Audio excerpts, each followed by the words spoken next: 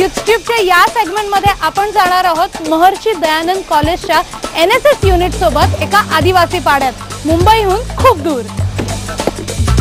अब थोड़ा इस टीम का इंट्रोडक्शन हो जाए। म्हणूनच आपण जाऊया सचिनकडे। सचिन, नमस्कार मंडळी, माझं नाव सचिन स्वामी गावाने। तसं दिसतो झालंय सॉलिड ना आपण, पण आपल्या टीमची ओळख करून देतो। ही आमची टीम, आमचा मयूर, आमचा प्रशांत चिपटे, ही आमची कोमल, ही गौरी, बरं का ओळखलं का? हा बरं आमचा प्रशांत माने आमचा लीडर आहे, विराज। अरे जण एनर्जी आणा की राव। आमचा ओमकार जर हाय कर की कॅमेरा समोर बघू ना, लय सॉलिड। ही आमची ज्योती, आमचं स्मित, आमचा अतुल आणि हा पडवळ। आणि ही आता बघताय ती लय सॉलिड मुलगी आहे, फायटर आहे आमच्या कॉलेजची। मुलं फार घाबरतात, बॉक्सर म्हणतात तिला आमच्या कॉलेजमध्ये। तिचं नाव दीप्ती। सर्व ऑर्गनायझिंगचं काम, सर्व रश्या बांधा, सोडा, बॅनर लावा, हे सगळं काम ही करतो बघा, KBC। आणि हा आमचा प्रवीण, चाचे देतो म्हणा पण हाय चांगला पोरगा आहे। मॅडम म्हणतात त्याप्रमाणे प्राची हिरोईन, साऊथची दिसते पण नाही, मराठीच आहे। लय सॉलिड विशाल आहे, हा जरा स्माइल अजून। ही आमची टीम। गणपती बाप्पा मोरया, मंगल मूर्ती मोरया। मालवण पाण्यामध्ये किल्ला, शिवाजी हात कसा शिरला, राणी कब आएगी तू, राणी कब आएगी।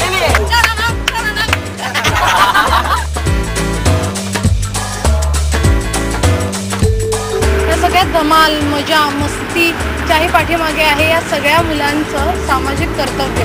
म्हणूनच मुंबईहून जवळजवळ 110 किलोमीटरचा हा पल्ला गाठत आपण कोंडाजीची वाडी या गावापर्यंत पोहोचलो आहोत। मला सांगा सर, की काय प्रोजेक्ट आहे हा नक्की, काय इतकी दूर ही सगळी मुलं आली? खरं म्हणजे काय आहे की आमची मुलं जी आहेत ती शहरात वाढलेली आहेत आणि ही मुलं जी आहेत बेसिकली ते NSS मध्ये काम करतात आणि NSS मध्ये फील्डवर्क हा एक पार्ट आहेच।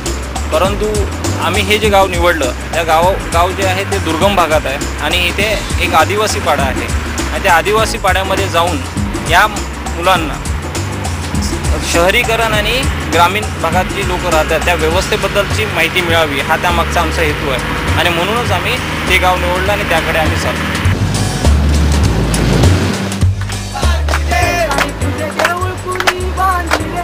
बायजा तात्या टोके, माधव बायजा टोके, बायजा टोके,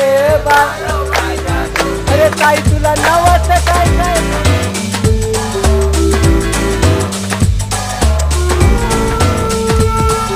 जिथं वाहनांसाठी रस्ता संपतो तिथून आदिवासी पाड्यापर्यंतचा प्रवास पायीच करावा लागतो। जवळजवळ 1.5 तासांचं चालणं। पहिल्यांदा आम्ही इकडे आलो त्यावेळेस सगळं ऊन होतं, त्यामुळे जवळजवळ सगळं एकदम हिरवळ वगैरे काहीच नव्हती, झाडं वगैरे करपलेली। पहिल्यांदाच आलेलो त्यामुळे आम्ही गावातल्या लोकांचा सर्वे केला। त्यावेळेस आम्हाला असं आढळलं की गावात एकूण 35 घरं आहेत, पण त्या 35 घरातील जवळजवळ 44-45 मुलं आहेत। त्यातली फक्त 4 ते 5 मुलं रेग्युलर शाळेत जात आहेत आणि बाकीची सगळी जी मुलं आहेत ती त्यांचे पालक त्यांना गुरं राखायला किंवा इतर काही कामं सांगतात, पण त्यांना शाळेत पाठवत नाहीत। आम्हाला थोडं विचित्रच वाटलं, कारण आमच्या घरातले लोक आम्हाला नेहमी असं फोर्स करत बसतात की तू शाळेत जा, शिक, खूप मोठं हो, आणि इथे बघितलं तर थोडं वेगळंच होतं। पण नंतर आम्ही ज्यावेळेस पूर्ण सर्वे केला त्यावेळेस आम्हाला असं पण आढळलं की इथल्या लोकांना नुसतं शिक्षणाची गरज नाही आहे, तर त्यांना स्वच्छतेचं महत्त्वही पटवून दिलं पाहिजे। आम्ही तेव्हा आमच्या सरांच्या मदतीने, आमच्या कॉलेजच्या प्रिन्सिपल डॉक्टर LR तिवारी त्यांच्या मदतीने आम्ही असं ठरवलं की आजपर्यंत जे झालं नाही ते आज या गावात करायचं। आणि ते करण्यासाठी गेल्या दिवाळीपासून ही मुलं नियमित या पाड्याला भेट देत आहेत। पाड्यात पोचल्यावर लगेच ती कामालाही लागतात।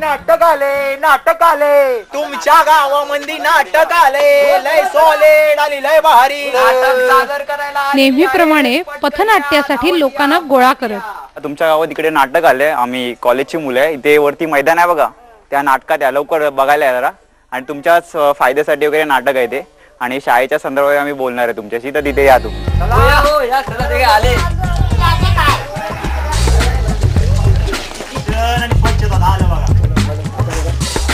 पहिला आपण शिक्षणाचा धरणार, त्यानंतर स्वच्छतेचा धरणार, म्हणजे हे दोन मुद्दे आपले क्लिअर होतात एका खास स्टाईल मध्ये. अरे बघा रे बघा, नाटक बघा, इकडे ना बघा, नाटक बघा, काकी बघा, नाटक बघा, इकडे ना बघा, नाटक बघा. हा, मुंबईवरनं आलो बघा. त्या मुंबईला मला एक मास्तर भेटला बघा. कोण? काय कोणत्या तरी कॉलेजात शिकवायचं तसं, काय नाव त्या मास्तरांचं, हा कारंडे मास्तर बघा. कारंडे मास्तर मला काय म्हणतात की शाळेत जायचं, शाळेत गेल्यावर मुलं. आमच्या मते मनोरंजन हा खूप महत्त्वाचा भाग आहे त्यामागे, आणि मनोरंजनातून जर आम्ही समोरच्याला शिकवण्याचा प्रयत्न केला तर ते त्या लगेच अपील होतं समोरच्या ऑडियन्सला. त्यामुळे आम्ही असं ठरवलं की या गावात सुद्धा खास करून शिक्षणाचे आणि स्वच्छतेचे प्रॉब्लेम आहेत, त्यामुळे आम्ही एखाद्या पथनाट्यातून सादर करणार, आणि ते पण असं पथनाट्य करणार की इकडच्या लोकांना समजायला. हा, बघायला जायचंय तुम्हाला? आपल्या मध्ये शिक्षणाचं लय महत्व आहे, बरोबर का नाही? काय ते कसं? शिकलेला माणूस कसा असतो रे? शिकलेला माणूस नेहमी पुढे असतो. बरोबर बोललाय. शिकलेला माणूस नेहमी पुढे असतोय. काय केलं की जास्त करून घाटी टोन वापरण्याचा प्रयत्न केला, कारण आमच्यामध्ये मोस्टली सगळे कोल्हापूर सातारा या साईडचे आहेत, त्यामुळे आम्ही घाटी टोन वापरली. आणि नंतर आम्हाला असं लक्षात आलं की त्यांना सुद्धा आमची भाषा बऱ्यापैकी कळते. अहो शाळेत नेहमी पाठी राहतो. बघितला महाराजांनी कौल दिला आपल्या, नेहमी पाठी राहतोय, गुरु राखतोय, काय करतोय, बाकी काहीच करत नाही. एकंदर या गेल्या 4-5 आमचे फेऱ्या झाल्या, त्यांची जी प्रगती होते त्यावरून आम्हाला कळलं की आमचं नाटक बऱ्यापैकी ते इफेक्टिव्ह होत आहे. या गावचा भविष्य सांगायचं का? होय महाराजा. या गावची मुलं शाळेत जातील का नाही? होय महाराजा. जातील का? होय. जातील का? हा इफेक्ट दिसून येतो पांडू आणि जयामध्ये. पांडू या 35 कुटुंबांच्या पाड्यातला पहिला 11वी शिकलेला मुलगा आहे. आमचे आई वडील असंच राहिले वंचित ठिकाणी, एकदम डोंगरात. काहीतरी आपण शिकून काहीतरी पुढं आपलं तरी काहीतरी जीवन चांगल्या ठिकाणी जगल्या पाहिजे. पांडूला ते मिळेल शिक्षणातून, गावकऱ्यांना आणि पांडूला शिकवणारे त्याच्या आयुष्यातून शिकतात. आमच्या बरोबर असणाऱ्या मुलांकडे बाईक्स होत्या, कार होत्या. आम्ही मिडल क्लास फॅमिलीतले होतो, तरी देखील आम्हाला असं वाटायचं की आम्ही खूप गरीब आहोत, आम्हाला शिक्षणाच्या संधी उपलब्ध नाही आहेत, आमच्याकडे पैसा नाही आहे. आणि ह्या अशा फालतू गोष्टींवरती आम्ही कारणं सांगत बसायचो की आमच्याकडे पैसा नाही आहे म्हणून आम्ही मोठे होऊ शकत नाही, हे करू शकत नाही. पण आज पांडूसारखा मुलगा, ज्याला अभ्यास करायला देखील वेळ मिळत नाही, ज्याला 6:30 वाजेपर्यंतच फक्त वेळ मिळतो, कारण का 6:30 नंतर इकडच्या लाईट नसल्यामुळे त्याला अभ्यास करायला मिळत नाही. जो मुलगा 3-4 तास सतत चालतो, शाळेत चालत जातो, शाळेतून चालत येतो, असं असताना देखील त्याने 10वीला 52% मिळवले. हा आमच्यामध्ये तरुण पिढीमध्ये नक्कीच या बाबतीत शिक्षणाबद्दल मी म्हणेन खूपच फरक पडला. या मुलांनी त्याला सायकल मिळवून दिली आहे. आता दोळखाम पर्यंत कॉलेजला त्याला पायी जावं लागत नाही. 9वी शिकलेली जया इथं मुलांसाठी सराव वर्ग घेते, मुलांना अभ्यासाची गोडी लावते. तिच्या मते जास्तीत जास्त मुलं प्राथमिक शाळेत जाणं महत्वाचं आहे.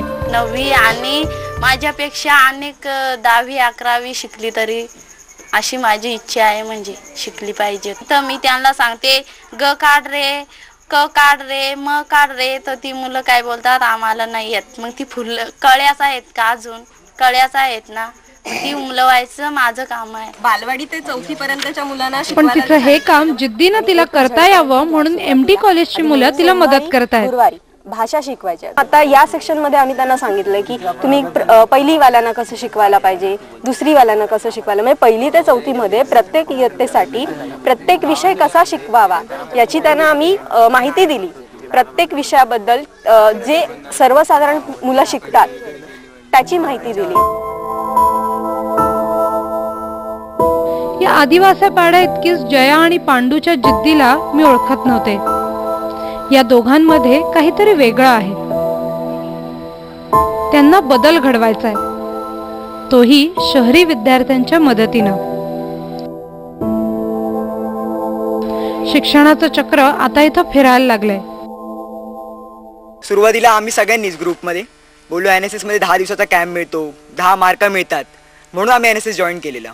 पण नंतर एकंदरीत हळूहळू यामध्ये आम्ही एवढे इन्व्हॉल्व झालो की आम्हाला देखील कळलं नाही. आमचा एकच हेतू, ते शिकले पाहिजेत. शिक्षणाची जी आवड आहे सगळ्यांमध्ये निर्माण झाली पाहिजे. हे प्रोजेक्ट घेतलंय कशासाठी की कंटिन्यू करण्यासाठीच. म्हणायला गेलं तर आमचा एक ड्रीम प्रोजेक्ट आहे, त्यामुळे आम्ही याला नेहमी कंटिन्यू करू. जी गोष्ट आपल्याला मिळत नाही तर आपण ह्यांना द्यावं. समाजा डोक्यात उतरलाय काय यांशी, आणि मला समाजाच्या हृदयात जायचंय.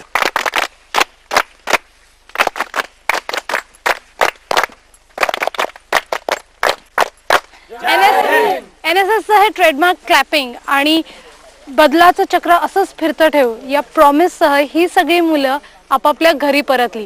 पण यूट्यूबमध्ये आणखीन भरपूर काही बाकी आहे, त्यामुळे तुम्ही कुठे जाऊ नका, पहा फक्त IBN लोकमत.